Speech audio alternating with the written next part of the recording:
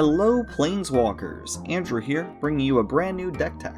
Today we'll be looking at Yarok the Desecrated.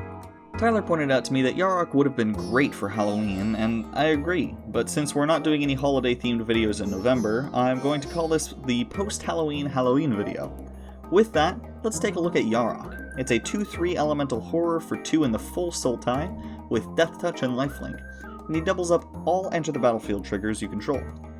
I also built the deck with a Zendikar theme in mind, since Yarok is a native to the Zendikar continent of Bala Ged, who was twisted by the Eldrazi Titans. So there's some kicker and landfall in here, big Zendikar mainstays. It's also worth noting that this is my personal build of the deck, and it features some expensive cards that I've either gotten lucky and pulled from packs, or traded for.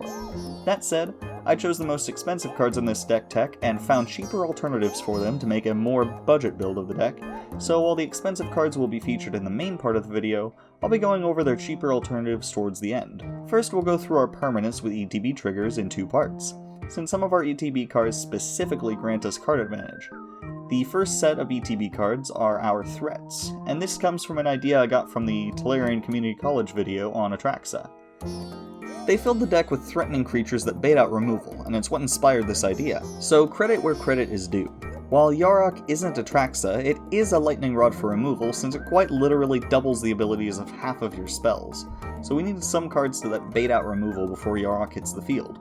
These include cards that generate repeated value or repeatedly create token creatures. Agent of Treachery steals a permanent when it enters, and if you control 3 or more permanents you don't own, on your end step you draw 3 cards. While Agent doesn't generate a constant threat on its own, if you manage to clone or blink it, it will steal more permanents and start drawing you cards, so your opponents are likely to want to get rid of it before that happens. Ashaya, Soul of the Wild, is as large as the number of lands you control, so typically quite large, and makes your non-token creatures into lands in addition to their other types, which makes your non-token creatures trigger landfall. Avenger of Zendikar creates a ton of 0/1 plants when it enters, 1 for each land you control, and it will repeatedly make those plants larger when you drop lands. Confounded Conundrum draws you a card when it enters, which is neat, but it also makes your opponent's second land drop each turn cause them to return a land they control to their hand, which is already annoying, but this gets much more dangerous with Yarok or Green Warden. Coralhelm Chronicler draws you a card and has you discard a card whenever you cast a kick spell, and when it enters you check the top 5 cards of your deck and lets you grab a card with kicker ability among them and add it to your hand. Entomber Exarch lets you choose 1 of 2 abilities when it enters, either recurring a creature from your grave to your hand or forcing an opponent to discard a card of your choice. This is mostly to bait out a counterspell rather than creature removal. Ghastly Gloomhunter has flying and lifelink, and if you kick it, it enters with 2 +1/+1 counters on it, which isn't amazing on its own, but with Yarok or Panharmonicon on the field, it becomes a 6-mana 5/5 flyer with lifelink. Grey Merchant of Asphodel drains your opponents for life equal to your devotion to black, and is yet another lightning rod for counterspells. Guardian Project draws you a card whenever a non-token creature enters under your control, that doesn't share a name with another creature you control on the field or in the grave. Lotus Cobra generates mana whenever a land enters under your control. Myriad Construct enters with +1/+1 counters on it equal to the number of non-basic lands your opponents control when it's kicked. And when it's targeted by a spell, it breaks apart into that many 1/1 Construct tokens. Nissa of Shadowed Boughs gains loyalty whenever you drop a land, and she can turn your lands into creatures and drop creatures from your hand or grave onto the battlefield with 2 extra +1/+1 counters. She can do this the turn you play her if you save your land drop for after she's on board. Rampaging Baloths is a classic landfall card, a 6/6 beast with trample that makes a 4/4 beast when you drop a land. Risen Reef, in my experience, is the lord of all removal lightning rods, because I so rarely get it to stick on the board for longer than a turn. That said, your goal is to bait out removal so you can drop Yarok, so Roost of Drakes makes a 2/2 Drake when it enters if it's kicked, and makes a 2/2 Drake when you cast a kick spell. Scute Swarm. Scute Swarm. My favorite card from Zendikar Rising, because it makes a clone of itself as a landfall trigger. This interacts in a funny way with Mutate, where if it's mutated and you drop a land, you clone the whole mutated stack, but I don't run any Mutate in Yarok myself, so you might consider throwing some of that in. Sepulchral Primordial has Intimidate, and when it enters, you grab a creature from each opponent's grave and slam it onto the battlefield.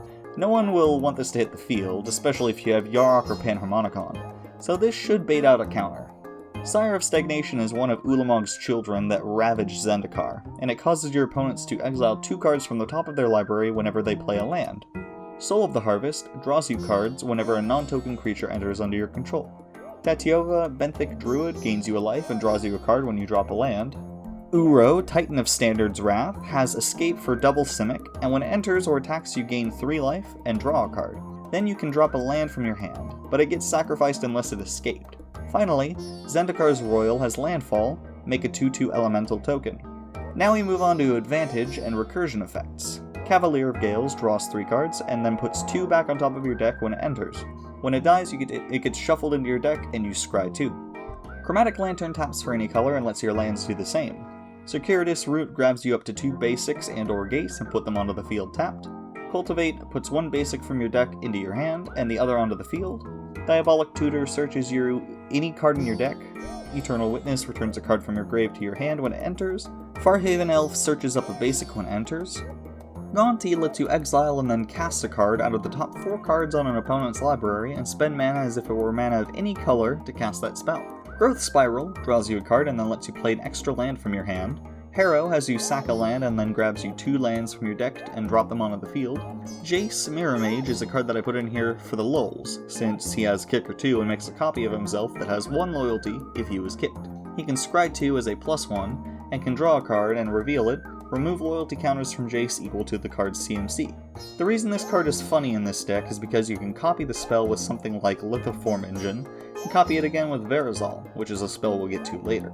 Dropping 3 Jaces onto the field, each one getting an extra trigger from Yarok and creating 6 non-legendary Jace clones. 7 if you use Strionic Resonator to copy the ability. Sure, you have to sack 2 of the Jaces, but you end up with 8 Jace Planeswalkers, which I think is super fun. Karuga, the Macro Sage, is a companion, but we don't care about that. What we do care about is his ETB that draws you a card for each other permanent you control with CMC 3 or greater. Kodama's Reach grabs you 2 basics and puts 1 onto the field and 1 into your hand. Liliana's Standard Bearer has Flash, and when it enters, you draw a card for each creature that died under your control this turn. Muldrifter draws 2 cards when it enters, and you can evoke it for 2 less mana, and that makes you sack it right after it enters. Marasa Sproutling has Kicker and returns a Kicker card from your grave to your hand when it enters if it was kicked. Null Priest of Oblivion has Kicker, Menace, and Lifelink, and when it enters kicked, it recurs a creature from your grave to the field. With Yarok and Panharmonicon out, this is 3 return creatures for 6 mana. Open the Gates grabs you a basic or gate card and adds it to your hand. Peregrine Drake untaps up to 5 lands when it enters, which makes it free on its own, and lets you untap 10 lands if it enters with Yarok on the field. Phyrexian Delver returns a creature from your grave to the battlefield when it enters, and you lose life equal to that card's CMC.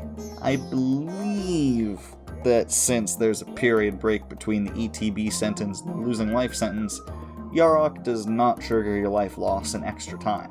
Sakura Tribe Elder can be sacked to drop a land from your deck onto the field. Shared Summons searches up 2 creatures with different names and adds them to your hand. Solemn Simulacrum drops a tapped land onto the field from your deck when it enters and draws you a card when it dies. Turn Timber Symbiosis has you look at the top 7 cards of your deck and put a creature from among them onto the field. If it has CMC 3 or less, it gets 3 extra +1/+1 counters. It can also be played as a land. Urban Evolution draws you 3 cards and lets you play an additional land this turn. Next comes ETB Support, things that make it easier to get more ETB triggers. Altered Ego can't be countered, and enters as a copy of any creature on the field, but you can also pay X in its mana cost to have it enter with X +1/+1 counters. Ancient Green Warden lets you play lands from your grave, and doubles up ETBs that are specifically triggered by lands entering. Conjurer's Closet blinks a creature on each of your end steps. Blastpool Mimic enters as a copy of any creature you control, and Lithoform Engine can be paid into and tapped to either copy an activated or triggered ability you control, copy an instant or sorcery you control, or copy a permanent spell you control. Panharmonicon is one of the most important spells in this deck, triggering ETBs of permanents you control that are triggered by artifacts and creatures entering an additional time. Spark Double enters as a copy of a creature or planeswalker you control with an extra +1/+1 or loyalty counter, whichever is applicable, and it's not legendary. Strionic Resonator can be paid into and tapped to copy a triggered ability you control. Thassa, Deep Dwelling, is a better Conjurer's Closet since it's both indestructible and an enchantment. Verazal, the Split Current, enters with a +1/+1 counter for each mana spent on it. And when you cast a kicked spell, you can remove 2 +1/+1 counters from it to copy that kicked spell. We're gonna have to protect ourselves and our creatures, so up next we have a collection of spells that can destroy and counter. Acidic Slime destroys an artifact, enchantment, or land when it enters. Beast Within destroys any permanent and replaces it with a 3/3 beast. Counterspell is Counterspell. Cryptic Command lets you choose 2 between Counterspell, bounce a permanent, tap all your opponent's creatures, or draw a card. Heroic Intervention grants hexproof and indestructible to all permanents you control for the turn. Negate counters a non-creature spell. Ravenous Chupacabra destroys target creature and opponent controls when it enters. Sublime Epiphany has you choose 1 or more between Counterspell, counter an ability, bounce a permanent, copy a creature you control, or make someone draw a card. Lastly, we have our land base, starting from Bojuka Bog, which exiles a grave when it enters, Dismal Backwater, Evolving Wilds, Exotic Orchard taps for any color your opponent's lands can make, Field of the Dead makes a 2/2 whenever a land enters under your control, as long as you have 7 or more lands with different names, Jungle Hollow, Mortuary Mire puts a creature from your grave on top of your deck when it enters, Mystic Sanctuary enters untapped only if you control 3 or more other islands, and when it enters untapped you can put an instant or sorcery from your grave on top of your deck. Opulent Palace taps for any of our colors, Reliquary Tower removes our hand limit, Temple of Malady, Temple of Mystery, Thornwood Falls, Witch's Cottage has the same clause as Mystic Sanctuary, but with swamps instead of islands, and when it enters untapped, it recurs a creature from your grave to the top of your deck. And lastly, Zagoth Triome has cycling and taps for any of our colors. We also run 3 of each of our basics and 3 each of our snowlands. These are mainly for Field of the Dead since snow basics have different names than regular basics. Now let's have a look at our downgrades, the more budget-friendly cards that we can run in place of the more expensive cards.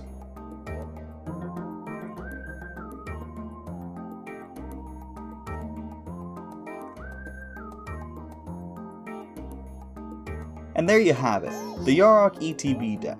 Yarok's whole gimmick is a ton of fun to build around, and I maintain that Sultai is one of the most powerful color combos in the game. Anyways, if you enjoyed this video, please leave a like, and leave a comment telling us what you think. It really helps out a lot. Think about subscribing if you want to see more from us in the future.